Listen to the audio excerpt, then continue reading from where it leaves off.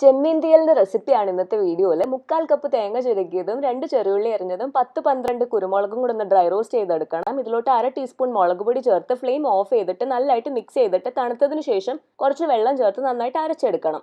ഒരു ചട്ടിയിലോട്ട് കുറച്ച് വെളിച്ചെണ്ണ ഒഴിച്ച് ചൂടാകുമ്പോൾ 1/4 ടീസ്പൂൺ കടുക് ഇട്ട് പൊട്ടിച്ചിട്ട് ഒരു ചെറിയ ഉരുളക്കിഴങ്ങും കുറച്ച് കറിവേപ്പിലയും ഒരു നുള്ളു ഉപ്പും കൂടെ ചേർത്ത് 1-2 മിനിറ്റ് ഒന്ന് ഫ്രൈ ചെയ്യണം.